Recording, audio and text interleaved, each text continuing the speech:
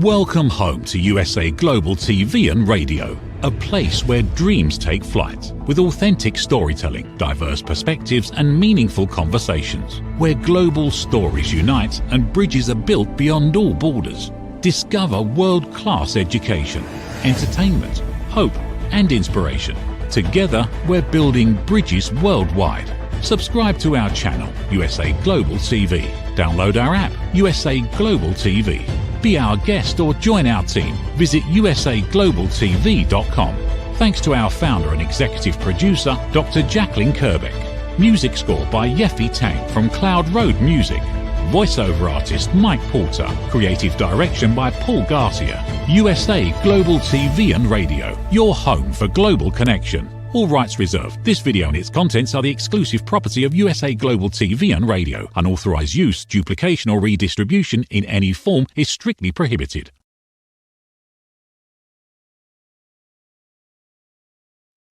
Hey everybody, welcome to the show, You as a Whole, Body, Mind, and Soul on USA Global TV and Radio. I'm Justin Merigliani, your host, as I am every Monday night at 8 o'clock Eastern.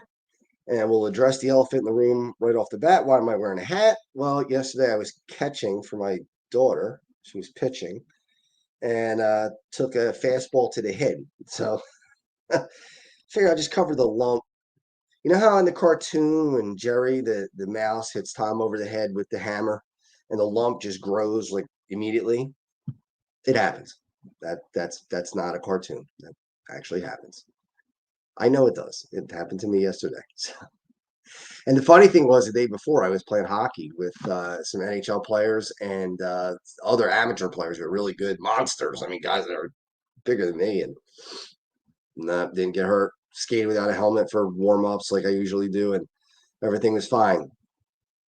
I get hit by my 13-year-old the next day. So life's funny, isn't it? So this week's topic, and I hope people chime in on this, is forgiveness. I know that it's one of the toughest things to do. It's one of the most powerful things to do, and yet not all of us can do it. And those who can do it sometimes can only do it at certain times, and then at other times they can't. And I want to start off with probably something that some people won't agree with, and that's okay. It's because when we're talking about religion and what we believe, we don't have a copyright on that, and we don't have exact answers on that. We believe what we think we believe, and that's what people should do. They should. But I'm gonna throw something out there that I learned from my parents that I wonder if would resonate with other people. And it's a story of the prodigal son. And the story of the prodigal son, who people who don't know that story, people who are maybe not Christian or just haven't heard that story, is when there was a man who had a huge amount of money, and he had two sons, and before he died, he gave his sons a lot of their inheritance. Before he died, he decided to do it ahead of time. And one son got all the money and stayed with him and took care of him and did all the chores with him. And the other son took it and took out women and drank and spent the money on things that were really not, well, I wouldn't say not appropriate, but were wasteful and things that were just not of value much. I mean, just prostitutes and alcohol again and things like that. So finally, he ran out of money, which inevitably that happens if you do stupid things with money, which everybody knows that. I mean, we've all heard of people who do crazy things with money and then wind up wondering, how did I lose this? You know, you wonder how somebody who made $100 million becomes a pauper. Well, you know, mistakes, right?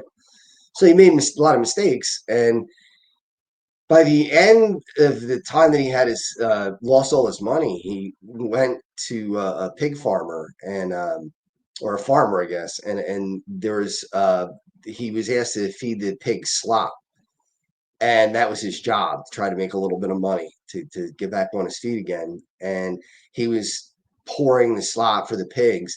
And in the story, it talks about how he was jealous of even the pigs, that they were getting the slop. He was so hungry that he couldn't afford to feed himself, and he just yearn for even a little bit of the slop that the pigs were getting. So he was desperate. I mean, this is a man who wanted to eat essentially garbage just to stay alive, residual food, leftover food that was thrown away for pigs. And he finally got up enough courage to walk back to his father's house. And here's where the story, a lot of people end the story.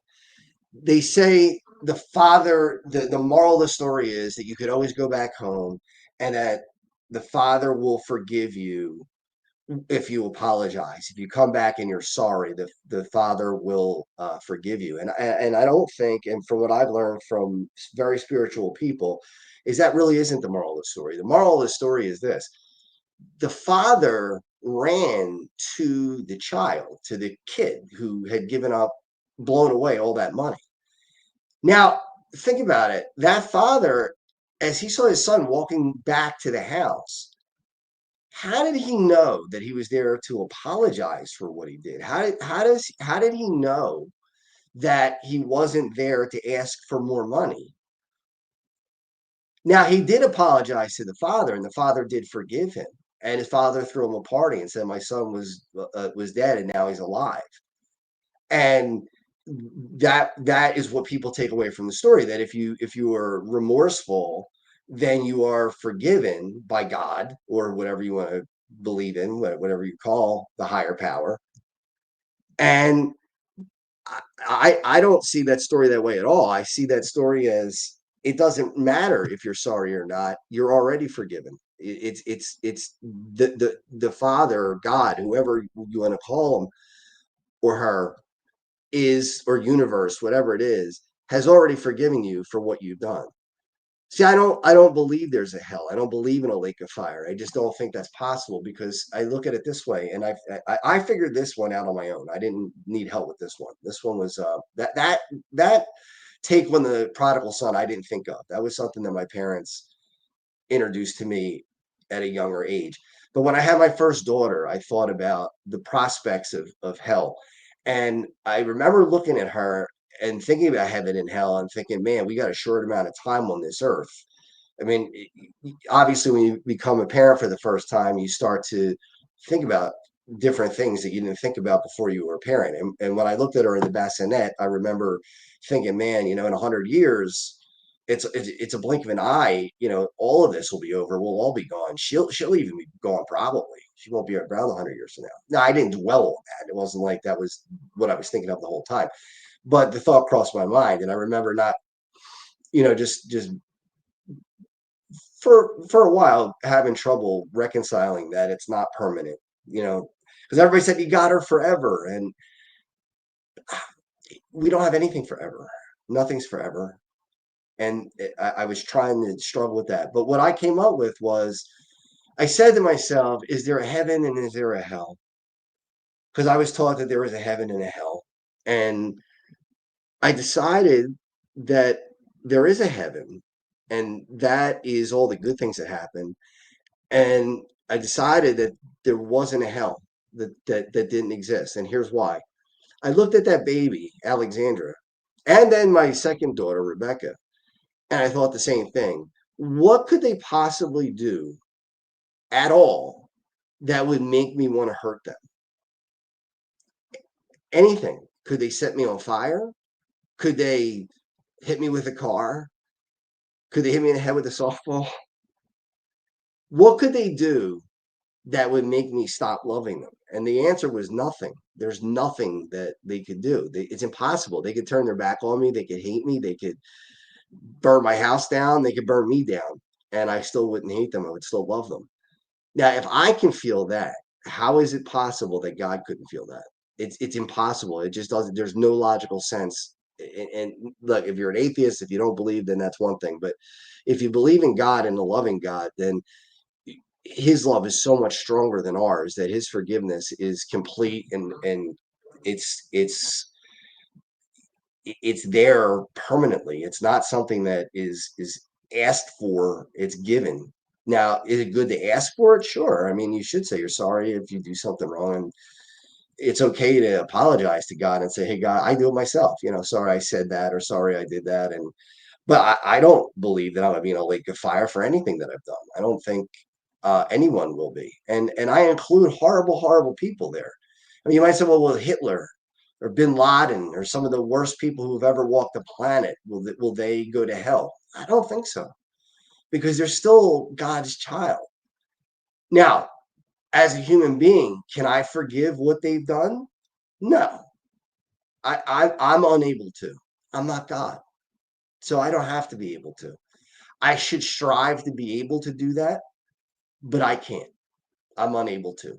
If you hurt my kids, especially physically, I mean, emotionally, that's going to happen. I mean, they're going to break up with boys, and they're going to have relationship problems, and that's fine, and that's part of life, and I certainly can forgive that, and that is what it is. But somebody sent an inappropriate picture to my daughter, and I literally challenged him to a fight at the Cherry Hill Mall. Now I'm 50 years old. I shouldn't be getting in street fights, but he upset her so badly, and I could see her so upset that I didn't want to forgive anything. I just wanted to, for lack of a better term, beat the hell out of him. So, you know, and my whole point is that we fall short of this stuff, but we can still strive for it. Now, can I forgive a lot of things? Yeah, I think over the years I've forgiven people for things they've done that have been painful, that have rocked me, that have knocked me down or made me feel a certain way, whether intentionally or unintentionally. And I try to. I spent as I went through the last couple of years of serious depression.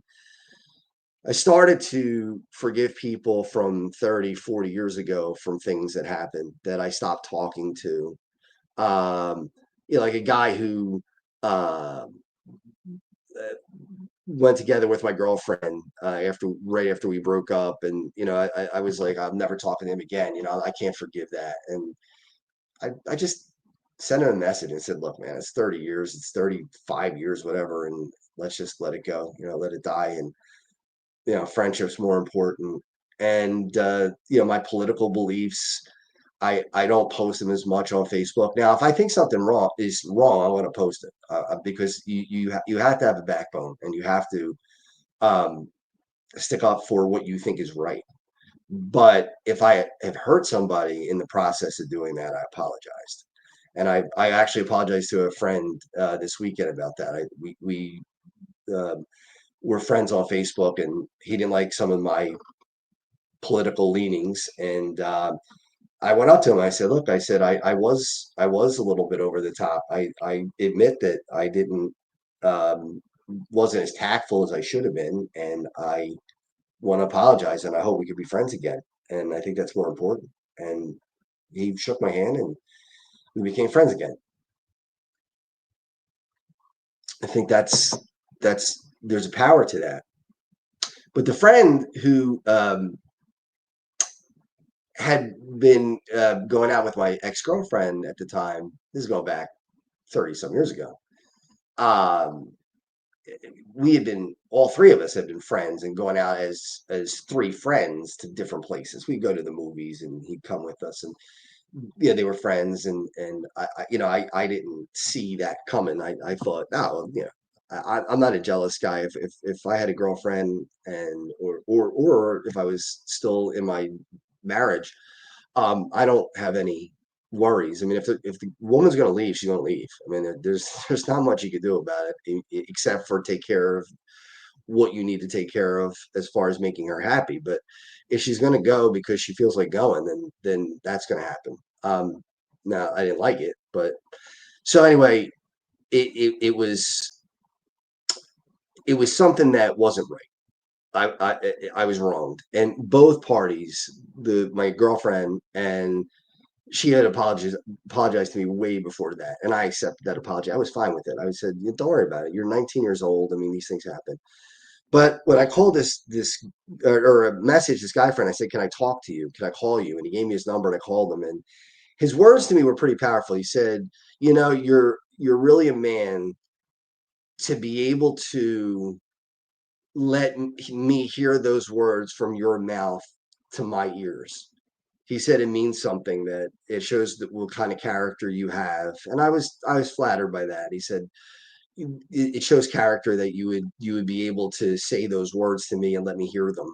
And he said that's really a gift, and he was really appreciative of that. And I said, yeah. I said, I'm thank you for accepting my reaching out, and just kind of letting it go, and that's what we did. But it's a very hard thing. I think we're so polarized right now, especially in this country, with left versus right, Republican, Democrat, liberal, conservative, that people might be forgetting that the most important thing is forgiving people for what they've done to you, loving people, not necessarily agreeing with everything. I mean, there's certain things that I won't bend on, that I just won't bend on, whether somebody doesn't like it or not. It's the way it is in my head. Some things are just black and white, and that's the way they are. Some things are gray. There are some things that are gray. We were talking the other day about the philosophical question that the colleges ask all the time: would you shoot baby Hitler? That's a philosophical question that's been asked in millions of philosophy classes around the world. Would you shoot baby Hitler? And some people are immediately jump up and say, absolutely, I would shoot baby Hitler, even though it's a baby. If I knew that what was going to happen, he was going to kill 6 million Jews, I would kill baby Hitler. And they're adamant that's the way it's got to be done. And then there's other people who will argue, well, wait a minute, it's a baby. Maybe you could change that person before they become the animal that Hitler became. And then there are people who don't know. There are people in the middle. They're like, well, yeah, I could see on the one hand that how could you shoot a little baby who didn't do anything yet? And then you have on the other hand, well, how could you let that baby live knowing that it's going to kill 6 million Jews and be a terror? Or if you want to use bin Laden as another case, would you shoot baby bin Laden? I mean, these are not easy questions to answer. And I think some people think it's black and white. It's not. These are gray areas. These are not easy areas. What do you forgive? Again, like certain things I can forgive. And then there's hypocrisy that goes along with this as well. Like, I don't believe in the death penalty. I don't necessarily believe in the death penalty. But if somebody killed one of my children, would I want to kill them or have them killed? Yes. I mean, so there's a guilt in my gut about, well, how could you say that you're against the death penalty, but if it's your child, then you are for the death penalty? And that spins around in my head. That's something that I can't just let go of. I mean, I think that's maybe what makes me is that I think too much about these things, and maybe it's too much. Maybe I should just forget about it and just not even think about it. But it doesn't work that way for me. I have these feelings, and I can't. It's very hard for me sometimes to reconcile them. I want to be a forgiving person in a lot of ways, and then there are other parts of me that want to be. I wouldn't say vengeful, but well, maybe vengeful will be the word. Yeah, I mean, I guess that's the word. If somebody hurt my family, yeah, I think I'd be vengeful. I would be. I look at somebody like Adam Walsh, the kid who was killed in 1981. He was beheaded by Otis Toole, and his father became John Walsh, who many people know put a lot of people behind bars because of what happened to his son. And he channeled his anger through uh, doing good things by putting away criminals. Um, but I saw the movie, and I've heard him speak, and he wrote a book called Tears of Rage, and that inside, if he had 2 seconds alone with Otis Toole, that he would have ripped his head off. I mean, he said it. He said, he just wanted a piece of him so bad. When he went to the jailhouse, that the only thing he wanted was the cops to let him in there, and the cops obviously were not going to do that. I mean, there's got to be some kind of legal. It can't have chaos, but I understand his anger. I understand his inability to forgive. And to this day, I don't think he has forgiven it. And I don't necessarily blame him. But do I give uh, props to people who are able to forgive things like that? Yeah, I think that's an incredible power to be able to do that. I admire that in people that can do it. But I don't look down on people who can't. I think that's where it stands. So let's take this commercial break. We'll come back and we'll talk a little bit more about forgiveness and the power of forgiveness. USA Global TV and Radio proudly presents Steve Klein Art at steveklein.art. My name is Steve Klein, born Manchester, England, 1953. My quest in my lifetime is to create artwork from my soul and the deepness within my wildest dreams and fantasies. In 2012, my heart stopped when I was given too much anesthetic for a minor knee operation, and this near-death experience took me to another multi-dimensional world, an out-of-body experience, and I was given the gift of being blessed by an overwhelming, burning passion to become, for the very first time in my life, an artist with an eternal, passionate desire to bring my art, which I've named multi-dimensional, subliminal, freeform art, to the world, as only 3% recover from what I experienced, and now in my golden years want to release my cosmic, vital energy through my art to allow people to be a part of my cosmic dance. To learn more, email roccogoodwine@gmail.com. For VIP pricing, mention USA Global TV and Radio.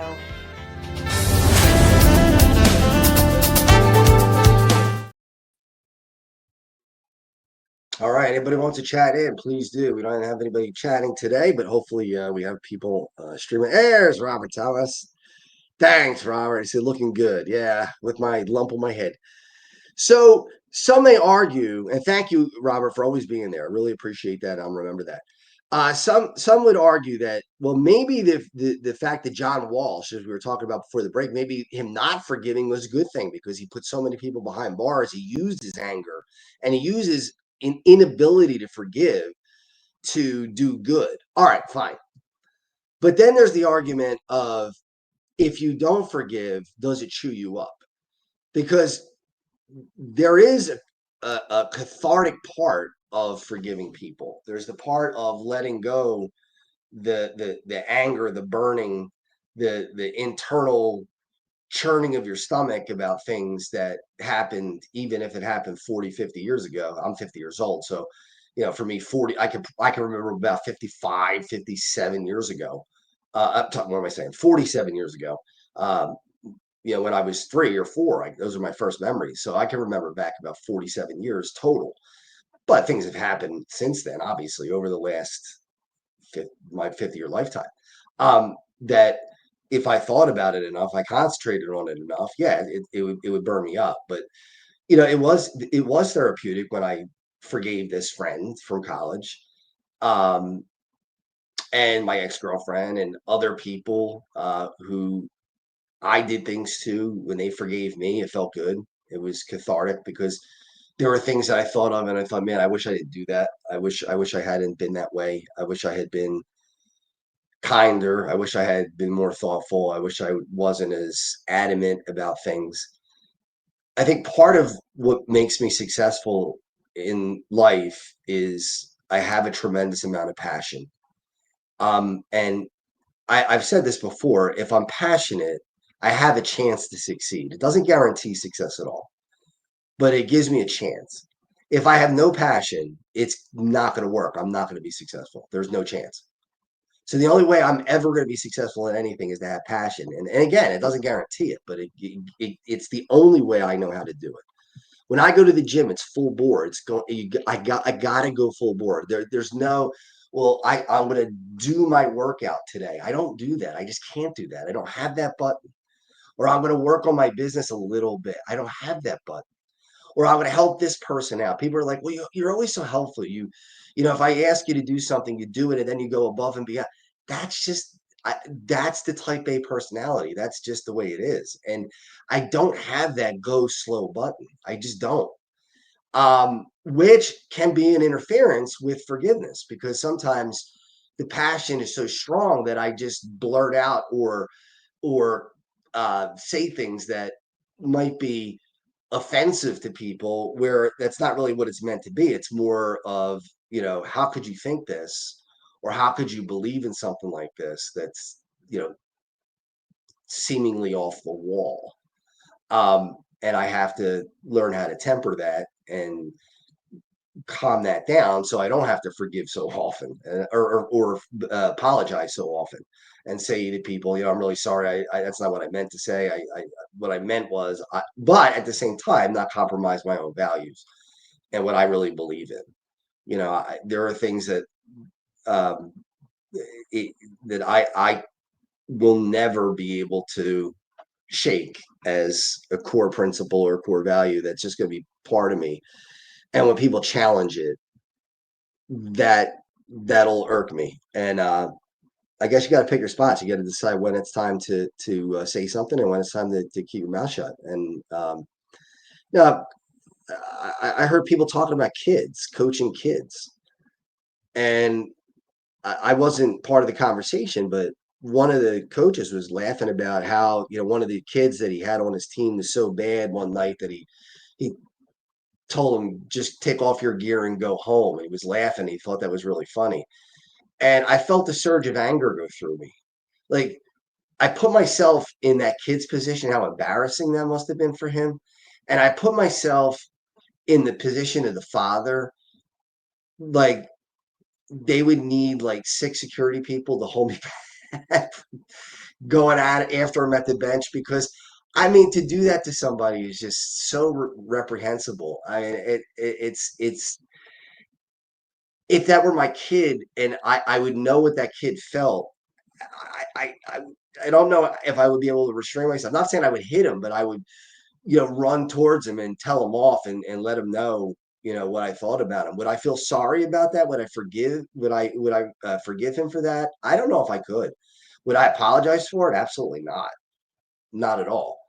I think certain things are within the realm of, it's okay to be angry and tell people, that you are. But even listening to the story and hearing it, and this guy laughing about it with a friend of his about, oh, remember that night, I told him to take all his stuff and drive home, and they were laughing. And internally I was burning up. I could feel the surge of anger, because I am an empath, and I can put myself in that position. And I thought of that kid, and I thought of me as that kid, and what it would have felt like, and how embarrassing it would have been. And I thought about what it would have been like if it was my son and I was in the stands, or my daughters and I was in the stands, and somebody pulled that and told he or she to go home. And I would be pretty angry. And again, I wouldn't be violent, because you can't. It's not a vigilante society that we live in. But I sure as hell would make sure that he would know that I wasn't happy about it, and I would pull my child off the team. And Robert Thomas makes a good point. Forgiveness is for you, not them. That is a really good point, Robert. It is. It is. It does help you, because that's the kind of stuff that it eats you alive. Anger is really tough to deal with. I mean, it really can make you physically sick, and it can make you mentally. It's damaging. It takes away your ability to recover from you working out and going to the gym or playing sports. Your ability to concentrate. It's so hard to do when you're angry, and I know that because I do have a temper. And people say, "Oh, you're so calm and quiet." Yeah, well, you see that, but do you not think that people on TV, or people who are psychologists, or people who are out, actors or actresses, do you think that the demeanor that they show you is always a demeanor that you're going to see? No. Do I have moments where I flip out? Yeah. Yeah, I do. Now, does that involve injuring other people? Nah, not at all. Have I broken stuff? Absolutely. I'll tell you right now. Now, is it good? Is it bad? I don't know. I mean, usually it's calculated. It's usually something that's already half broken that I just finish it off. So I think about it like I don't break something that's worth like $500 and just shatter it or throw my phone and break my phone. So maybe it's a hockey stick that's cracked and ready to go anyway. I might snap it over my knee because I'm angry. So there is some method to it. There's a calculation to letting go of some of that energy. Or I'll go punch the heavy bag. I'll go hit the heavy bag or put on the Oculus and box and fight in the boxing game and do that to try to get the energy out. People might say that's counterproductive. People might say that's productive. I don't know. But at the end of the day, forgiveness is the way to go. And again, I want to go back to the whole part of as we have about 10 minutes left, and I just want to finish this with the real important part of this message that with God, or again, whatever you want to call the higher spirit, if you believe, it's not a matter of asking for forgiveness. It really isn't. It's already granted. It's before it's happened. It's already granted. Because when he saw that kid walking down the road and he ran out and said, "My son is back home," he had no idea what that son was going to say at all. That kid could have said, "Dad, I need more money. Give me more money. I know you have more. I blew my share. I need more." But he didn't. But the father didn't know what he was going to say at all. The father had no idea that he was going to apologize. He was forgiven before the apology. And that's what people miss with the story. That's the part of the story that gets overlooked, is that the apology didn't happen until after the father had already forgiven. So I think we're forgiven no matter what we do. I don't think anybody goes to hell. I don't believe in a lake of fire. Now, does that mean there are no repercussions when you die? No, I think there are repercussions. And a lot of spiritual people that I know, including my parents, we've talked about this, and maybe, and I can't give you an ironclad answer on any of this stuff, really, but maybe what it is you got to live what you've done. Maybe Bin Laden's got to feel what it's like to be in a burning building and has to know what it feels like to be in that panic situation on a plane, or has to feel what those people felt for a while before he's allowed to repent and go into heaven. And maybe that's what it is, because I don't think God loses anybody. Again, I'm unable to get there. If you ask me, am I glad Bin Laden is dead? Yes, I am glad Bin Laden is dead, or that Hitler died. I wasn't even alive, but if you were alive today, would I be glad that Hitler died? Yes, he'd be off of Earth and unable to hurt anybody else. I would be happy about that. I would not mourn. I would not feel sad. I would not feel remorse. Nothing. I would feel, in some ways, glee, to be honest. But and that's probably not a great way to be, but for the damage that they've done, it's hard to overlook. But again, I'm not God, so I think that God sees that differently. I think he sees it as, these are my two sons who did horrible, horrible, horrible things, but I'm not going to torture them. Because again, when my kids were born, I thought to myself, what in the world would they do, or could they do, to make me hate them or hurt them or beat them? I never once spanked my kids. I never pulled their hair. I never slapped them on the wrist. Nothing. I've never physically hit my kids. Never. Now, it doesn't mean I didn't discipline them. And then you get some rocket scientists who say, well, then you're not a good father because you didn't discipline your kids. That's not true at all. There's no, the studies have been done. Hey, Rachel's here. Good to see you, Rachel. Studies have been done that spanking really doesn't work. Now, I came from old school South Philly. That was the staple. The answer to everything was crack your kid with a bat, or not in the head, but like in the rear end, or with a ruler, or the nuns would do that in school, hit you on the knuckles. All that stuff is just, it doesn't work. It doesn't work. All it does is shows that violence is the answer to bad behavior. And we have a comment from Rachel. Let's see what Rachel's comment is. Good. Recently, I had to forgive someone unforgivable things, and I feel better. that it shows him, I feel better that it shows in my demeanor and has changed my life. I agree that not forgiving eats you up. I cannot forgive. If I cannot forgive, I'll give it to God. That's a great way to look at it. That's a great way to look at it. And I know that there are a lot of us who have felt things that are seemingly unforgivable. I mean, I've seen it. I've seen people do things to friends of mine that I look at it and I can't forgive what they did, and I don't even know them. And I wouldn't even shake their hand if they were in the same room. And I never do that. I mean, I'm usually the guy that's like, hey, how are you? Like try to make people feel welcome. But there are some people that have hurt my friends that have done things and I don't even know the people, husbands or wives or other friends. And even though I don't even know them, if I met them, I wouldn't even spend 2 seconds saying hello to them. Now, that's my problem. I have to live with that. But that's just the way I feel. I just don't have. I guess my point is give yourself some grace. You are going to be the more you can forgive, the better. But when you can't, it's not an indictment on you that you're a bad person, that you're unable to do it. You're not perfect. You're human. And part of being human is you can't be perfect at all these things. You can't be somebody who can overlook everything. There are going to be some things that leave scars. One more thing as we're getting close to the end of the show is I had a conversation with a friend of mine, and she said she can't date again until her scars heal. And I said to her, but your scars won't heal. That is the healing. Scars don't heal. Scars are the healing. That's the mark. That's the badge of honor.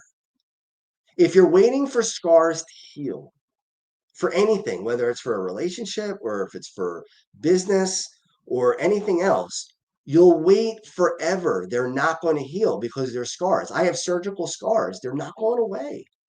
I got scars from playing hockey. I got scars from falling and outside on the cement and getting cut, and scars from when I got stitches and things like that. And the last time I had stitches, honestly, I've been pretty lucky. Watch, I'll wind up with stitches this week probably, but the last time I had stitches was in 1993, and that scar is still in my hand. It's still there. If I wait for that to heal, I'll wait forever. It's not going anywhere. So that's part of forgiveness too. If people have scarred you, I'm not telling you that the scar is going to go away. I'm not telling you that the thought of it is not going to hurt once in a while. But can you get beyond it? Can you get to the point where you can forgive it and make yourself free of the anger? Do it the best you can. You're not going to be perfect at it. Again, you're looking at me.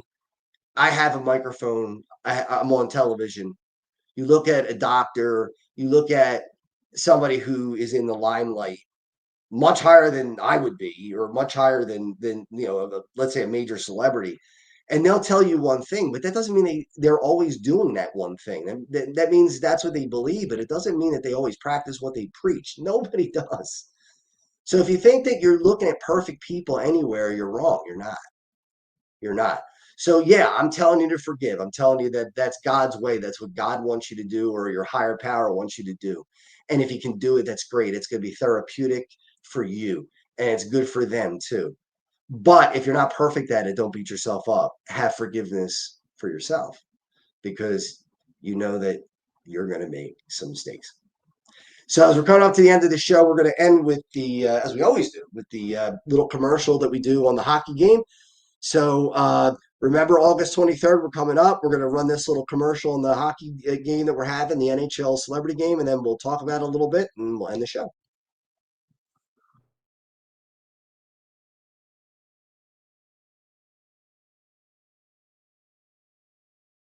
Hey everybody, I just want to tell you how thankful I am that you came out tonight and helped us out on a very special evening. Crohn's and colitis are terrible diseases, and they affect a lot of people, not only in the Delaware Valley, but all over the world. And hopefully we can find a cure someday.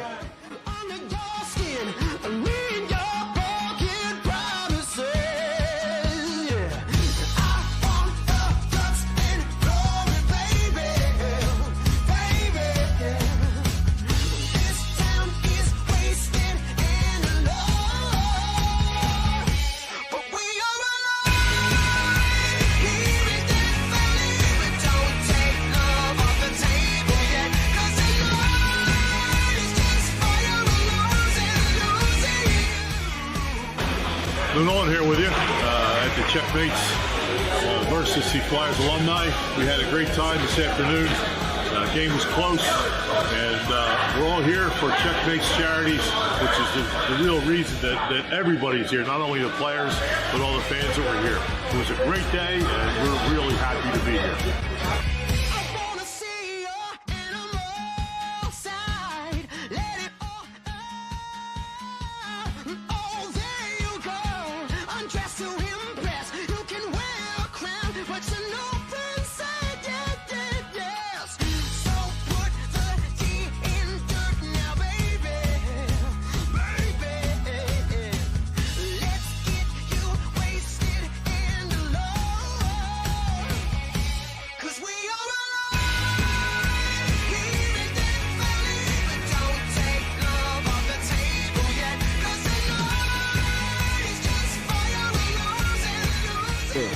It was fun to be out here at Northeast Skate Zone because the Checos were a pretty good team, and so we had a lot of fun with the charity.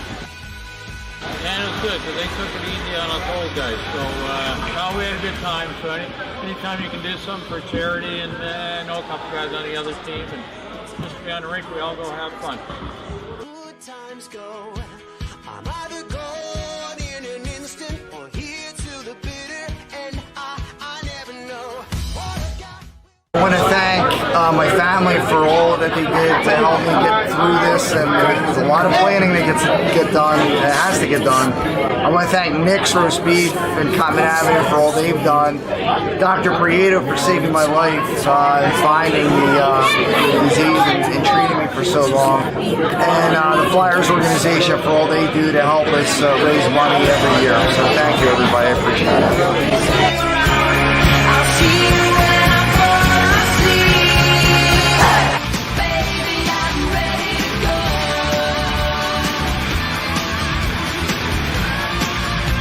Baby, I'm ready to go.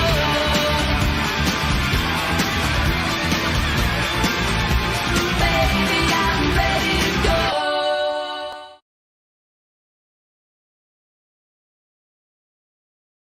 All right, everybody.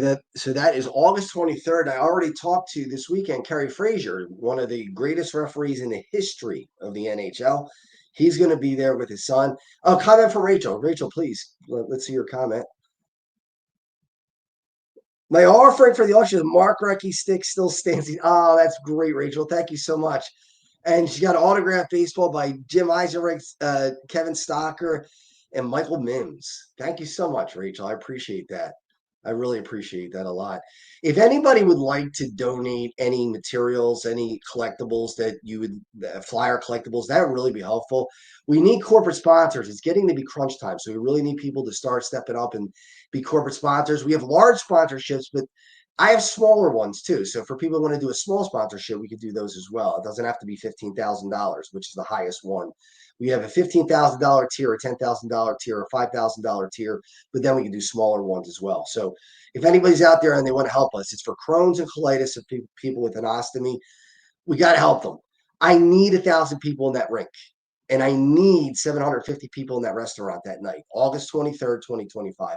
Music, we're going to have dancing. We're going to have 2 artists come and play music. A friend of mine from college. We're going to have, it's just going to be a blowout. Celebrities galore. Mark Recchi's one of the players that are coming to play. NHL Hall of Famer. Brian Propp, Flyers Hall of Famer. Bernie Perron, NHL Hall of Famer, is going to come. Obviously, he's not going to play, but he'll be there to hang out. So 2-hour open bar. Come on. For $70, where are you going to get a 2-hour open bar and a full buffet, let alone with celebrities and Joe Conklin coming in to do a comedy skit? $70. Lauren Hart, she's going to be singing. There's Kerry Frazier. Ed Bernstein, one of the greatest lawyers in the history of the world. One time I called him. He told me, "Can I call you back? I'm at the inauguration for the president of Saudi Arabia." So this is somebody who is well known. So please come out as we end the show. One more time, please join us. We need as many people as we can at the Yard Pub after the game and at the Aston Iceworks. Go to www.checkmatescharity.com to see what it's all about and to buy tickets. And I have some surprises that are coming up. If you could donate, great. If you can also buy tickets, would be better. And if you can donate goods, memorabilia, that'd be wonderful too.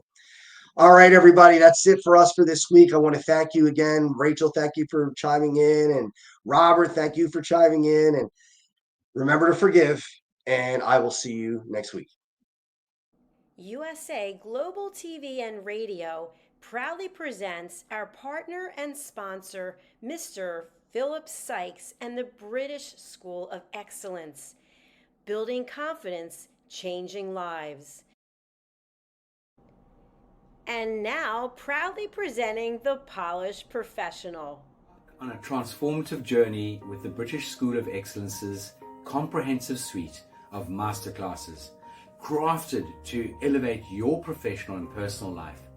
8 outstanding modules will elevate you to the next level. Module 1, Exploring Life's Purpose, delves into the depths of self-discovery, guiding you to chart your unique path to fulfillment and success. Module 2, Mastering Professional Presence and Confidence.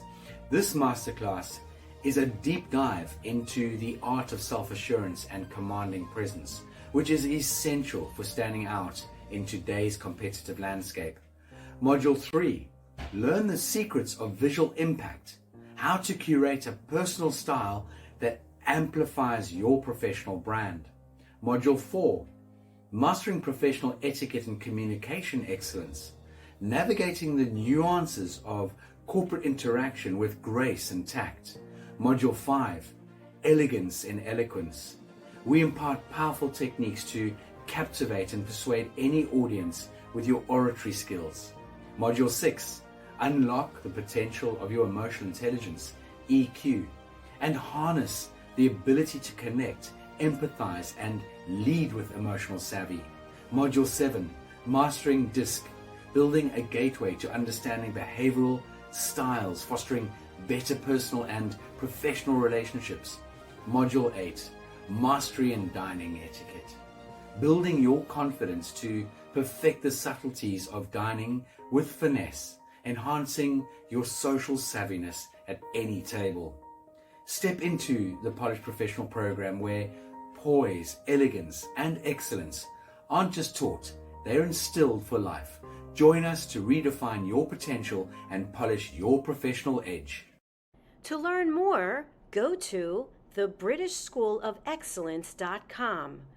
The British School of Excellence are investors in people. Let us invest in you. Thank you, viewers and listeners of USA Global TV and Radio, for joining us today. We're honoured to have your time and attention as part of our global community. At USA Global TV and Radio, we believe in the power of authentic conversations, meaningful connections, and creating a world of possibilities together. Want to be part of something bigger? Join our team of elevated listeners at usaglobaltv.com, a space where your voice matters and your ability to listen transforms relationships. Stay connected with us across all our platforms for thought-provoking discussions, expert insights, and empowering stories. Subscribe to our channels at youtube.com/c/USA Global TV. Follow us on social media and explore the endless opportunities we're creating for growth, learning, and inspiration.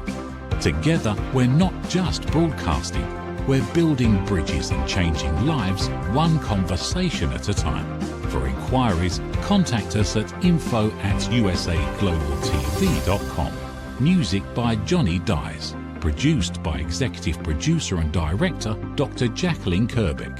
Voiceover by Mike Porter. Creative Direction by Paul Garcia. All rights reserved. Copyright 2025. Visit usaglobaltv.com to view our full terms and conditions.